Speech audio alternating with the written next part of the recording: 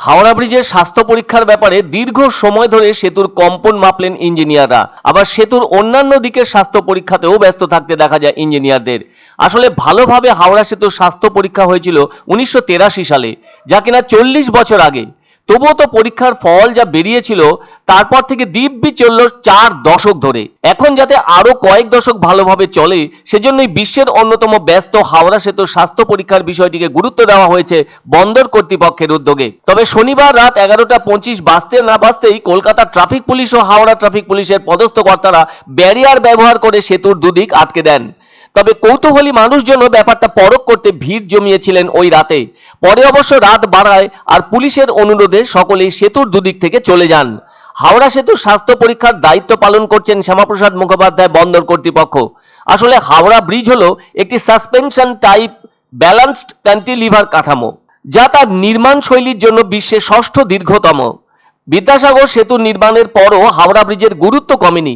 ব্রিজটি শুধুমাত্র যাতায়াতের জন্য নয়, এর অবস্থানও অত্যন্ত গুরুত্বপূর্ণ। বিশ্বের অন্যতম ব্যস্ত হাওড়া রেল স্টেশনের কাছেই অবস্থিত এটি, যা কিনা কলকাতার প্রবেশদ্বার হিসেবে রয়েছে। তাই এই ব্রিজ শুধুমাত্র একটি পরিবহন মাধ্যমই নয়, এটি কলকাতারও অন্যতম উজ্জ্বল প্রতীক। বলা যায় সাহিত্যিক, শিল্পী, চলচ্চিত্র নির্মাতা থেকে শুরু করে সাধারণ মানুষের কল্পনায় হাওড়া সেতুর স্থান অকল্পনীয় হয়ে আছে। সত্যি কথা বলতে কি, কলকাতার কোনো চিত্রই হাওড়া ব্রিজ ছাড়া সম্পূর্ণ হয় না। সেকেন্ড ওয়ার্ল্ড ওয়ারের সময়, বিশেষত 1943 সালে হাওড়া সেতুর কাজ যখন সম্পূর্ণ হয়ে যায়, তখন তো জাপানি বিমান থেকে কলকাতায় বোমা নিক্ষেপ চলছিল। আর সেজন্য নিরাপত্তা রক্ষার স্বার্থে হাওড়া সেতুর উদ্বোধন করা হয়েছিল 1943-এর 3রা ফেব্রুয়ারি রাতের দিকে।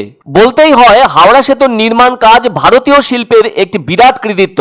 কেননা প্রথমে ওই ব্রিজ নির্মাণের জন্য ইংল্যান্ড থেকে ইস্পাত আনা হয়েছিল, কিন্তু সে সময় ওয়ার্ল্ড ওয়ার চলায় পরিস্থিতির কারণে ইংল্যান্ড থেকে ইস্পাত আনার বিষয়টিতে সমস্যা দেখা দেয়। সে কারণে টাটা স্টিল প্রয়োজনীয় টেনসাইল স্টিল ব্যবহার করে। এদিকে ওই সেতুটির স্বাস্থ্য পরীক্ষার উপর গুরুত্ব দিয়ে সেই কাজ চলল দীর্ঘ 5 ঘন্টা ধরে, শনিবার রাত 11:30 থেকে রবিবার ভোর 4:30 পর্যন্ত সময়ের মধ্যে। এদিকে ওই ব্রিজের স্বাস্থ্য পরীক্ষার সময় যান চলাচলের বিষয়টির অন্যভাবে ব্যবস্থা করা হয়েছিল। স্ট্যান্ড রোডের উত্তরমুখী গাড়িগুলিকে এমজি রোড ও স্ট্যান্ড রোডের ক্রসিং থেকে ঘোরানো হয় পোস্তা আর সেন্ট্রাল অ্যাভিনিউয়ের দিকে। এছাড়া সেন্ট্রাল অ্যাভিনিউয়ের দিক থেকে আসা দক্ষিণমুখী গাড়িগুলি এমজি রোড থেকে দ্বিতীয় হুগলি সেতু দিয়ে হাওড়ার দিকে পাঠানোর ব্যবস্থা করা হয়েছিল। এভাবে একাধিক পথ দিয়ে যান চলাচল স্বাভাবিক রাখার চেষ্টা হয়। তবে 5 ঘন্টার স্বাস্থ্য পরীক্ষায় যা ত্রুটি বিচ্যুতি ধরা পড়ার তা পড়েইছে। সেসব নিয়ে ইঞ্জিনিয়াররা আরো গবেষণা করে কিভাবে কি করা যায় তা খতিয়ে দেখছেন। আর সেরকম ত্রুটি বিচ্যুতি হয়ে থাকলে কিভাবে তা সারাই করা যায় সেসব ভেবেই কাজ করবেন ইঞ্জিনিয়াররা। আর তারা কি করবেন, কিভাবে করবেন, সেসব বিষয় নিজেরাই চিন্তা ভাবনা করছেন। তাছাড়া সেসব বিষয় সাধারণ মানুষকে জানানোর নয় বলে জানা গেছে।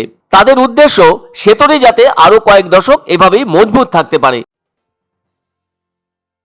পছন্দসই সেরা খাবার খেতে হলে সোজা চলে আসুন রুচিসম্মত আধুনিক মানের রেস্টুরেন্ট রাজদরবারে। কেননা এখানেই আপনারা পাবেন ভোজনের রাজকীয় অনুভূতি। শুধু পুজোর সময়ই নয়, সারা বছরই রকমারি খাবার সরবরাহ করাই এই রেস্টুরেন্টের আভিজাত্য। আমাদের ঠিকানা রাজদরবার, রাহুতবাড়ি, বাবুপাড়া, জলপাইগুড়ি। ধামাকা ধামাকা ধামাকা, সানরাইজ মার্বেলের নতুন শোরুম শীঘ্রই আসতে চলেছে জলপাইগুড়ি গৌরীয় মঠের পাশে নতুন করলা সেতুর কাছে। এখানে পাবেন আধুনিক টাইলসের রকমারি সম্ভার। এক অন্য অনুভূতির স্পর্শ পাওয়া যায় রয়কো ব্র্যান্ডের গেঞ্জি ও জাঙ্গিয়ায়। তাই ছোট বড় সবার পছন্দ রয়কো গেঞ্জি ও জাঙ্গিয়া। প্রস্তুতকারক জয়মনি হোশিয়ারি, কলকাতা। আনন্দ সংবাদ, আনন্দ সংবাদ। 30 বছরের নির্ভরযোগ্য প্রতিষ্ঠান ইন্দ্রমণি রাইস মিল। আমাদের কয়েকটি জনপ্রিয় ব্র্যান্ড হলো তাজ, বরলি, খুশি ইত্যাদি। আমাদের factory outlet CG trading company, Dinbazar, axis ব্যাংকের পাশে, জলপাইগুড়ি। এখানে সুলভ মূল্যে গুণগত মানের সব ধরনের চাল পাওয়া যায়।